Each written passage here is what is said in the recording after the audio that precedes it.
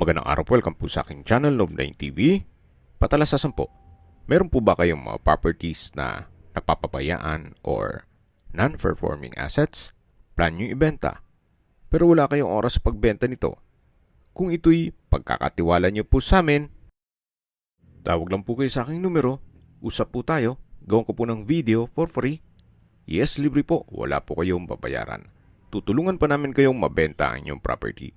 Kami na po bala sa marketing, sa boosting or paid ads. Even sa tripping, hindi na po kayo mapapagod sa pag-entertain ng mga buyers. Kami na po bala sa lahat. Tawag lang po kayo. Nandito po tayo ngayon sa isang guarded subdivision dito sa Quezon City. Kung saan, meron po tayong bagong video presentation. Isang 2-story house na may lot area na 430 square meters. May floor area na 370 square meters, 6 bedrooms, 5 toilet and bath, 6 covered car garage, may entertainment room o theater room, may garden o landscape at nakabakod na po buong property. Tunghayan niyo po itong kapaligiran kung saan napakatahimik at malapit po ito sa mga business establishments. Marami na rin po mga kabahayan dito. Yan po ang inyong mga magiging kapitbahay. Well secured at meron pong 24 hours security. Halos hindi po ito natirhan. Mula nung nagawa ng meron din pong ibang bahay silang mag-ina. At dalawa lang po sila para dito sa malaking bahay. Ito pong automated gate ay nagkakahalaga ng 200,000 pesos. May remote control din po yan. Ito po yung tinutukoy ko na garahe na kung saan kakasya po ang 6 na sasakyan. Ito pong bahay ay well-maintained. Kaya once na ma-acquire niyo ito po'y ready for occupancy. Tungkol naman sa dokumento, ito po'y titulado, buhay po ang may-ari. Kaya wala po kayong maging problema sa documentation o sa transfer ng title. Tunghayan niyo po itong pasad kung saan ito po yung modern design at nothing to fix. Wala po kayong ipapagawa dito. Mamaya po sa dulong parte nitong video, pag-usapan po natin ang distance, location at travel time, pati presyo nito. Dito po sa side na to ay meron pong polycarbonate roofing na kung saan may shade po ng sunlight. Kaya hindi po siya madilim kahit covered. Then, ito naman po yung main door. Mamaya po papasok tayo dyan. Ito pong poste ay mayroon pong natural stone design. Yan po yung pedestrian gate na mayroon din pong natural stone design. Ang fence. Dito naman po ay may concrete pathways na kung saan papunta yan hanggang dun sa setback. Ito pong harapan ay may setback na mga 3 meters, more or less. Then naka-landscape na rin po ito. At ito po yung 2 meter setback na papunta naman yan dun sa service area. At paikot ng buong bahay. Napaganda po ng kombinasyon ng kulay. Hindi masakit sa mata. Napakaliwalas. Lahat pong glass windows ay white powder coated aluminum. Quality po ang pagkakonstruct. Hindi po tinipid. Ito po ay owner's build. Nandito na po tayo sa main door. Ito ay naka-customize solid wood doors with glass panels. At samahan niyo po ako. Pasok po tayo. Welcome po dito sa bahay ni Sir. May mga kakamitan lang. Pero lahat pong nakikita niyong furnishings, hindi po kasama. Bare lang po ito na house and lot. Pero syempre yung mga naka-built-in gaya ng aircon ay kasama po. Ito po yung living area. Naka-double high ceiling. Meron pong skylight window or glass walls. Ang iba naman ay tinatawag na clerestory windows. Well, correct me if I'm wrong. Then dito naman po ay may enclosure na kung saan naka wooden frame, then sliding glass window and wall. Papunta naman dito sa may dining area. Meron pong split type aircon. Ito pong dining set ay hindi kasama. Naka ceiling cove design with the ceiling panels. Then modern light fixtures. Sa dulo po ay may customized glass window with security grill and blinds. At dito naman po ang formal kitchen. Sa ilalim po nitong wall-mounted cabinet ay may LED lights. Then may kitchen countertop, may island, built-in gas range, and range hood. At dito naman po ay meron ding kitchen countertop, kitchen drawer, then may pwesto ng refrigerator. At dito naman po yung tinutukoy ko na built-in gas range at electric stove na may range hood. Naka-ceiling cove design na rin po dito. Then may wall-mounted kitchen cabinet, storage ng kitchen utensils, double stainless sink with faucet. At dito naman po ay merong isang kwarto na pwede pong gawing maid's room. Pero sa ngayon, ginawa po itong stock room.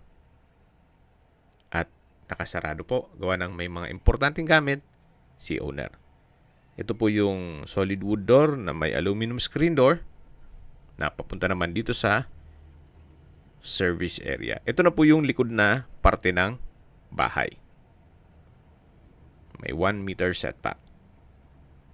Yan po yung dirty kitchen, may kitchen countertop, at sa dulo man ay may water tank in case ng water shortage. Although, maayos naman po ang water supply dito. So, ito po yung formal kitchen. Napaganda po. At malaki ang espasyo. Then, dito naman po yung dining area kung saan dumaan na tayo dito kanina. Ito po yung tinutukoy ko na sliding door glass na naka-wooden frame. Then, dito naman po yung living area. Ito naman po yung master bedroom na kung sakali man na meron kayong PWD or senior citizen sa pamilya, itong kwarto na to ang para sa kanila. May customized sliding glass windows with blinds at may sariling toilet and bath. May hand wash basin, vanity mirror. From floor to ceiling po ang tile bathroom wall. Meron pong stainless handlebar. May water closet with bidet. Ganun din po dito sa kabilang side. May shower enclosure, overhead shower, at bathroom window with security grill. So, nakadesign po ito para sa senior citizen or PWD. Gawa ng meron pong stainless handlebar dito. Then, naka-solid wood door at balik po ulit tayo dito sa mismong kwarto. Lahat pong bintana ay meron pong blinds, then meron pong window type aircon. Labas po tayo at makikita nyo ulit yung living area. At dito naman po ay may access door papunta dito sa covered lanai na kinonvert nila sa gym. Yan po yung polycarbonate roofing na may tubular frames. Then may glass walls with security grill. Naka-tile flooring na rin po dito. At balik po ulit tayo dito sa loob. Yan po yung open below na may rattan ball lantern o pendant lamp o chandelier. At dito naman po sa baba ay meron pong understair storage na napakalaki po. Actually, pwedeng gawing kwarto. Sa laki po ng espasyo niya. Then, patatanaw natin yung main door at ito naman yung powder room. na may countertop, hand wash basin, vanity mirror, water closet, at may urinal. Sa likod po nito yung tinutukoy ko ng malaking spasyo na under stairs storage. Yan po yung main door at ito na po yung stairs o hagdan na kung saan naka-wooden staircase, wooden handrail at metal railing. Samahan niyo po ako, akyat po tayo. Meron po itong rattan ball lantern dito sa staircase. Then may customized glass windows with blinds. Ito pong staircase window ay nag-serves as natural sunlight dito sa staircase. So hanggang po dito ay ito yung naka-wooden staircase, then wooden handrail, at nandito na po tayo sa second floor. Napakaganda po ng floor plan nito kung nasundan nyo yung video. Dito po ay naka-ceiling cove design, may ceiling panels. Yan po yung rattan ball lantern. Then yung skylight o window glass nag-serves as natural sunlight. At dito naman po yung hallway. Naka-wooden design tile flooring. Then dito po naman ay may sliding glass window na may blinds. Naka-ceiling cove design. At ito naman po yung second bedroom. Naka-solid wood door. Napakalaki po ng spasyo. Then, yan naman po yung pag matanggal itong mga furnishings ay mas magiging maluwag siya. Sa dulo po ay may sariling toilet and bath na naka-solid wood door. Meron pong bathroom countertop, hand wash basin, stainless faucet, vanity mirror, water closet with bidet, shower enclosure, tiled bathroom wall, overhead shower, at bathroom window. Malaking bagay po yung malaking bathroom windows. Hindi nyo kailangan magpailaw. Then dito naman po yung may sliding glass door sa walk-in closet. May mga kagamitan din po kaya hindi natin mabuksan. Upon tripping, pwede nating i-check yan. Yan po, tunghayin nyo po itong second bedroom o pangalawang kwarto dito sa buong bahay. Yan po yung hallway. Napakalaki ng spasyo. Then may mga pin lights. At dito po tayo kanina dumaan o pumanik. Yan po yung hagdan. Napakaaliwalas po nitong bahay. Malaking bagay po itong glass walls and windows. Ito naman po yung third bedroom o pangalawang kwarto na kung saan malaki din ang spasyo. May window type aircon, customized window glass with security grill. Then, wooden design ng tile flooring. Ceiling cove design, may pin lamps. At may sariling toilet and bath. Naka-solid wood door. From floor to ceiling po itong walk-in closet o wardrobe. At dito naman po yung toilet and bath na may malaking vanity mirror, hand wash basin, bathroom countertop, water closet with bidet, shower enclosure, overhead shower. From front to ceiling po itong tile bathroom wall, bathroom window, stainless towel rack, at may LED light po dito sa vanity mirror. Ito po yung banyo at walk-in closet sa third bedroom. Malaki din po ang espasyo nito. Labas na po tayo. At paglabas po natin, yan po yung hallway. Yan yung hagdan. Ito po yung open below.